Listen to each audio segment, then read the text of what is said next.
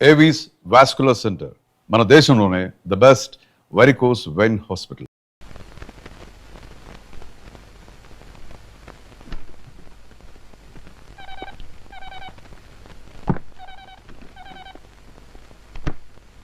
Hello Ramakrishna here. ఏమిటి సింహాచలం నువ్వు చెప్పేది? డాక్టర్ ఫోన్ చేసావా?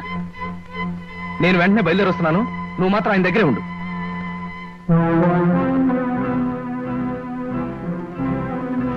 డాక్టర్ గారు, ఎలా ఉంది ఆయన పరిస్థితి? ఒక రకంగా సీరియస్ గా ఉందని చెప్పాలి. ఇది రెండోసారి ఆయనకి హార్ట్ అటాక్ రావటం. ఇంజెక్షన్ ఇచ్చాను. డాక్టర్, తప్పనిసరి అయితే హాస్పిటల్ తీసుకెళ్దాం. చెప్పండి. ప్రస్తుతం హాస్పిటల్కి తీసుకెళ్ళినా పెద్దగా ఫలితం ఉండదు. 2 గంటలకు టాబ్లెట్ చొప్పున వాడాలి. తెలిసిన వాళ్ళు ఎవరైనా దగ్గరుండి ఈ రాత్రంతా జాగ్రత్తగా చూసుకోవడం చాలా అవసరం. ఈ రాత్రి గడిస్తే గండం గట్టెక్కినట్టే. సరే డాక్టర్. రండి డాక్టర్.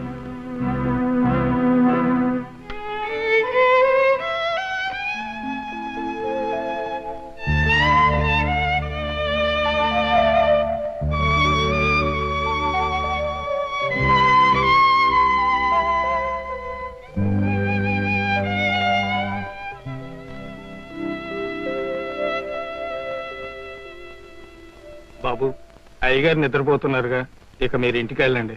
లేదు సింహాచలం, ఈ రాత్రికి నేను ఇక్కడే ఉంటాను. కావలసిన మనుషులకు కష్టం వచ్చినప్పుడు మనం కాకపోతే మరెవరు చూసుకుంటారు? ఆయనంటే మీకంత అభిమానం, గౌరవం గనకనే ఆయనకి మీరంటే ప్రాణం. ఆయనకి నేనంటే ప్రాణం అనేది ఒకప్పటి మాటరా. ఇప్పుడు నన్ను ఆయన కావాలనే దూరం చేసుకున్నారు. నేనేం తప్పు చేయకపోయినా నా మీద నింద వేసి నన్ను తన కంపెనీలోంచి తీసేశారు. బాబు, సమయం వచ్చింది గనక మీకు నిజం చెప్పాలనుకుంటున్నాను. ఏమిట్రా అది? మీ మంచి కోరి మీరు బాగుండాలని ఆయన తన కంపెనీలోంచి మిమ్మల్ని తీసేశారు బాబు. సింహాచలం.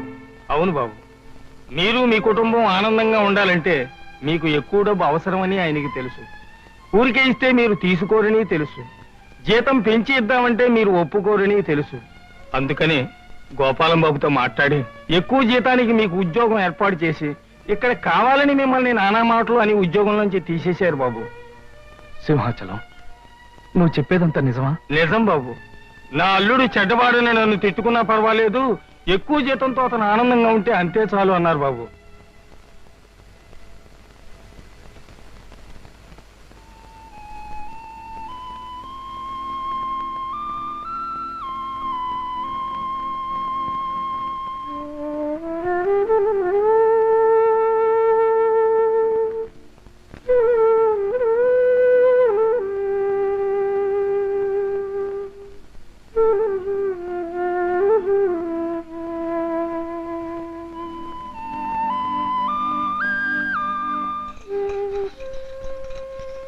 బాబు గారు, అయ్యగారు,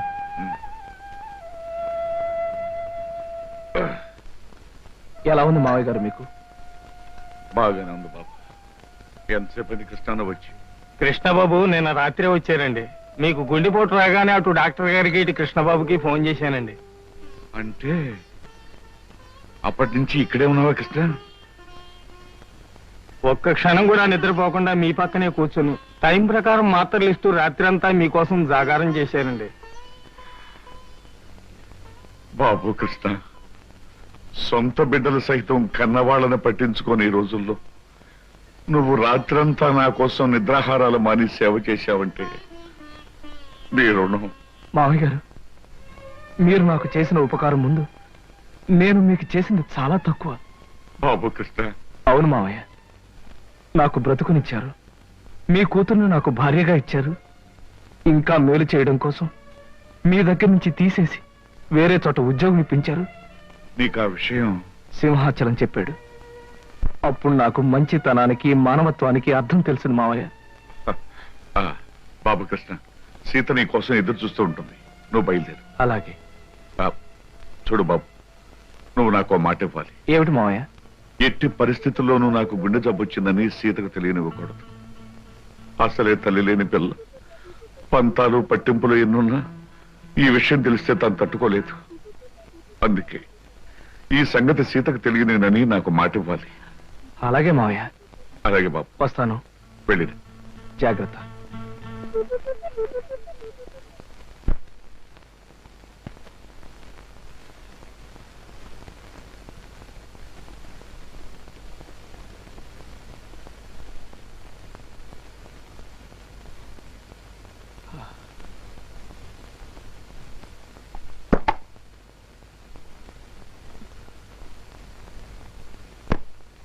రాత్రి ఇంటికి రాలేదే? ఒక ముఖ్యమైన పనుండి రాలేదు. ఆఫీస్కి ఫోన్ చేశాను, 6ంటికి వెళ్ళిపోయారట. ఎక్కడికి వెళ్ళారు? నన్నేమీ అడక్కు, నేనేమీ చెప్పలేను. రాత్రి తెల్లవారులు మీకోసం 1000 కళ్ళతో కోటి ఆశలతో ఎదురు చూసిన భార్యని మీరు ఎక్కడికి వెళ్ళారో అని అడిగే హక్కు లేదంటారా? ఇప్పుడు హక్కులు అధికారాల ప్రసక్తి అనవసరం. నువ్వు ఎదురు చూస్తుంటావని తెలుసు, బాధపడతావని తెలుసు. కానీ చెప్పలేని కొన్ని కారణాల వల్ల నేను రాలేకపోయాను. నన్ను క్షమించు. రాత్రంతా ఇంటికి రాని మగాడు భార్యకి నిజం చెప్పలేకపోయాడంటే అందుకొక్కటే కారణం ఉంటుందని భార్య తెలుసుకోగలదండి. అంటే ఏమిటి నువ్వు అనేది? కట్టుకున్న దానికి వస్తానని మాట తప్పి మీరు చేసిన పని మరో ఆడదాని దగ్గరికి వెళ్ళడమే. సీత, తొందరపడి పొరపాటుగా నిందలు వేకు. నేను నువ్వు అనుకున్న తప్పు మాత్రం చేయలేదు. నా మాట నమ్ము. అని అబద్ధం చెప్పి నిజమని నమ్మమంటే నేను ఎలా నమ్ముతానండి? సీత, నేను చెప్పేది అబద్ధం కాదు. మరి నిజమేమిటో చెప్పండి. నిజమేమిటో చెప్పే పరిస్థితుల్లో నేను లేను. నిజమేమిటో ఎలా చెప్తారో, ఎందుకు చెప్తారో?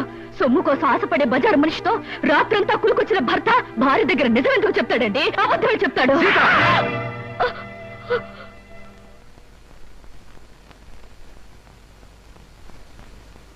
సీత, భార్యాభర్తల మధ్య ఉండవలసింది నమ్మకం. భర్త మాట భార్య, భార్య మాట భర్త నమ్మలేని రోజున వాళ్ళ మధ్య ఉన్న బంధం తెగిపోతుంది. నమ్మకం అనేది నిజం చెప్పే మనుషుల మీద ఉంటుంది కానీ అబద్ధం చెప్పే మనిషి మీద కాదండి. అబద్ధం అనే పునాదుల మీద కట్టుకున్న మన సంసారం అనే భవంతిని మరో పెద్ద అబద్ధం చెప్పి కూల్చి పారేసింది మీరేనండి.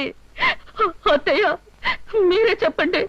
రాత్రి వస్తానని చెప్పిన ఆయన కోసం కంటి మీద కునుకు లేకుండా ఎదురు చూసింది నేను ఎందుకు రాలేకపోయారని అడగడం తప్ప? లేదమ్మా, నీ తప్పేం లేదు. ఏరా, కారణం చెప్పలేనంత రాతకార్యం ఏం చేస్తావు? రాత్రి అమ్మాయి అడిగిందని కొట్టడానికి నీకు చేతులు ఎలా వచ్చాయరా? ఒళ్ళు పొగరెక్కితే తల్లాన్ని తల్లడానికి చేతులు కళ్ళు అన్నీ వస్తారా? రాత్రంతా అడ్డమైన తిరుగుళ్ళు తిరిగి అమ్మాయి ప్రశ్న అడిగిందని విరుచు పడతారా భ్రష్టుడా? నాన్న, నువ్వు రాకపోవడానికి సవ్యమైన కారణం అంటూ ఉంటే అదేవిడో చెప్పరా? చెప్పు. ఇతన్ని నిలదీసి అడిగినంత మాత్రాన్ని ఎలా చెప్పగలరు సార్? ఎవయా నైట్ జాలియా? నిద్రలేని మొహం చూస్తుంటే తెలియడం లేదు. రాత్రంతా బ్రహ్మాండంగా గడుపుంటాడు. వ్యధవేషాలు వేసిన చాలక నీ తప్పును కప్పించుకోవడానికి ఆపండి. అవకాశం దొరికింది కదా అని కాకులాగా అందరూ నన్ను పొడుచుకు తినాలని చూడకండి. మీకేం తెలుసని మాట్లాడుతున్నారు? పెళ్ళైన దగ్గర నుంచి నాలో నేను ఎంత ఆవేదన అనుభవిస్తున్నానో మీలో ఎవరికైనా తెలుసా? పేరుకు మాత్రం ఈవిడ పెళ్ళంగా ఉన్నా, పడగదిలో మా ఇద్దరి మధ్య ఏ విధమైన సంబంధం లేకపోయినా అందరి ముందు ఆనందంగా ఉండడానికి, నటించడానికి నాలో నేను ఎంత నరకం అనుభవిస్తున్నానో మీలో ఎవరికైనా తెలుసా? కట్టుకున్న ఆడది పట్టుదలతో ఈ రోజు వరకు నన్ను ముట్టుకోలేదన్న విషయం మీకు తెలుసా? అయినా నేను ఆమెను ప్రేమిస్తున్నాను గనక, ఆమెకు అన్యాయం చేయలేను గనక ఈ క్షణం వరకు పరాయి ఆడదను ఒక్క కన్నెత్తైనా చూడలేదన్న నిజం మీలో ఎవరికైనా తెలుసా? ఒక్క రాత్రి నేను ఎందుకు రాలేకపోయానో చెప్పలేనంత మాత్రాన నేను తప్పు చేసినట్టుగా కన్నవాళ్ళు భావించారు, పరాయి వాళ్ళు భావించారు, ఆఖరికి కట్టుకున్నది భావించింది. మగాడిగా నా ఓర్పుకు హద్దుంటుంది, మనిషిగా నా సహనానికి ఓ పరిధి ఉంటుంది. ఈ రోజు నా వాళ్ళు అనుకునే వాళ్ళంతా నన్ను వేలెత్తి చూపించారు. నా ఓర్పు చచ్చిపోయింది, నా సహనం నశించిపోయింది. సీత, ప్రేమ అనే బంధం తెగిపోయాక, మగవాడన్నవాడు తెగించాక ఏం చేస్తాడో, ఎలా మారిపోతాడో ఇక నుంచి నీకే తెలుస్తుంది. నీకే కాదు, నన్ను అన్యాయంగా ఆడిపోసుకున్న అందరికీ కూడా నేను మారిపోతే ఏమవుతానో చూపిస్తాను. వస్తాను.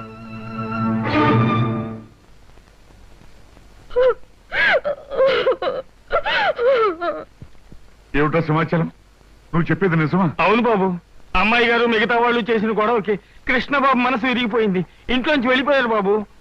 తొందరపడి అమ్మాయి తప్పు చేసిందిరా. తప్పు చేసింది నేను కదా ఆయన. అబద్ధంతో కట్టిన తాళికి తల ఉంచాను. అంతస్తులు వదిలి ఆయన ఇల్లాలుగా బ్రతకటం అలవాటు చేసుకున్నాను. మనసు మార్చుకుని ఆయనే దేవుడు అనుకునే క్షణంలో నన్ను, నా ప్రేమని నిర్లక్ష్యం చేశారు. నిన్న రాత్రంతా దేంతోనూ గడిపి నా గుండె గాయం చేశారు. అది కాదు బావగారు, ఆ అత్తగారిది రాత్రంతా చిందులు తోకొచ్చాడు. ఎక్కడికి వెళ్ళేవరా, ఏం చేశారో అని అడిగితే కనీసం జవాబైనా చెప్పకపోతే దాని అర్థం ఏంటి చెప్పండి? చెప్పమంటావా శంకరయ్య? అలా నీ కొడుకు వెళ్ళిపోయాడు అంటే అతను మహానుభావుడయ్యా, మహోన్నతుడని అర్థమయ్యా. నాన్న, ఏమిటి మీరు అనేది? అవునమ్మా, అతను చిన్నవాడైనా చేతులెత్తి దండం పెట్టవలసినంత పెద్ద మనసు గలవాడమ్మా. పెళ్ళం ఇంట్లో కాచు కూర్చుంటే రాత్రంతా అడ్డమైన తిరుగులు తిరిగొచ్చిన మనిషి. చాలే, ఆపవే. తొందరపడి నిందలు వేసి కాపురాలో నిప్పులు పోసుకునేది నీలాంటి ఆడవాళ్లేనే. రాత్రంతా అతను ఎక్కడ గడిపాడు అనుకున్నావు? నీ తండ్రికి గుడ్డు జబ్బొచ్చి చావు బతుకుల్లో మంచం పడితే తెల్లవాళ్ళు నిద్రాహారం లేకుండా సేవలు చేస్తూ గడిపాడే. మరి నాకు ఆ విషయం ఆయన ఎందుకు చెప్పలేదు? నిజం నీకు తెలిస్తే నువ్వెక్కడ కంగారు పడి కన్నీరు పెట్టుకుంటావునని చెప్పొద్దని అతని దగ్గర మాట తీసుకున్నాను. నాకిచ్చిన మాట కోసం మీరు నానా మాట్లాడినా అతను నిజాన్ని బయట పెట్టలేదు. ఇప్పటికైనా అర్థమైందా అతను ఎలాంటి మనిషి? సీత, నీ అహంకారాన్ని అహంభావాన్ని భరిస్తూ నీ పంతాన్ని పట్టుదలని సహిస్తూ ఇంతకాలం నువ్వు ఏ సుఖం అందించకపోయినా నిన్నే తన గుండెల్లో పెట్టు దాచుకున్న అతన్ని నువ్వు నిందించడం చాలా ఘోరం, నేరం. నా కూతురికి బుద్ధి లేకపోవచ్చు, మీ అందరి బుద్ధి ఏమైందయ్యా? మీలో ఎవరు కుటుంబాన్ని పట్టించుకోక రూపాయి సంపాదించక మీ ఇష్టం చెట్టు తిరుగుతుంటే మీ అందరికీ ఇంత తిండి పెట్టిన మనిషి అయ్యి అతను. కన్నవారి కోసం ఎండనక వాననక కష్టపడ్డ మనిషి అయ్యి అతను. అలాంటి మనిషిని గురించి నిజం తెలుసుకోక అవమానించడానికి మీకు బుద్ధి ఉండద్దు. సీత, తెగే వరకు దేన్ని లాక్కూడదమ్మా. తెగించే వరకు ఏ మనిషిని బాధ పెట్టకూడదు. నిజంగా తప్పు చేసిన భర్తలు సైతం క్షమించగలిగే గొప్ప మనసు ఉండాలమ్మా భార్యలకి. అంతేగాని ప్రతి చిన్న తప్పుకి పెద్దగా గొడవ చేసుకుంటే ఈ లోకంలో ఏ కాపురం నిలబడలేదు తల్లి, ఏ కాపురం నిలబడలేదు. నా తప్పేమిటో నాకు అర్థమైంది నాన్న, ఇప్పుడే అర్థమైంది. అమ్మయ్యారు కొంప మునిగిపోయింది. ఏమిటయ్యా, ఏం జరిగింది? ఏం జరిగిందో చెప్పవయ్యా. కృష్ణబాబు ఆ టైపిస్ట్ పిల్లెంట్లో మకాం పెట్టారట. ఆమె పెళ్లి కూడా చేసుకుంటా. లేదు, అలా జరగడానికి వీల్లేదు నాన్న. ఆయనకి ఇప్పుడే నేను ఫోన్ చేసి మాట్లాడతాను. నా తప్పులన్నీ మన్నించమని, అవసరమైతే ఏ శిక్షణ విధించమని కోరుతాను. ఆయన నేను దక్కించుకుంటాను, ఆయన దక్కించుకుంటాను.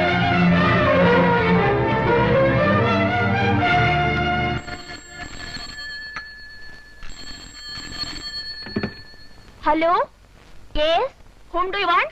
నేను కృష్ణ గారి మిస్సెస్ ని. ఆయనతో ఒకసారి మాట్లాడాలి. సారీ, ఆయన బిజీగా ఉన్నారు, ఇప్పుడు మాట్లాడడానికి వీలుండదు. ప్లీజ్, చాలా ముఖ్యమైన విషయం, ఆయనతోనే మాట్లాడాలి. ఆయన మీరెవరా? నేను ఆయన పర్సనల్ సెక్రటరీని. మీతో మాట్లాడడానికి వారికి ఖాళీ లేదట, ఆయనే చెప్పమన్నారు. Hello hello,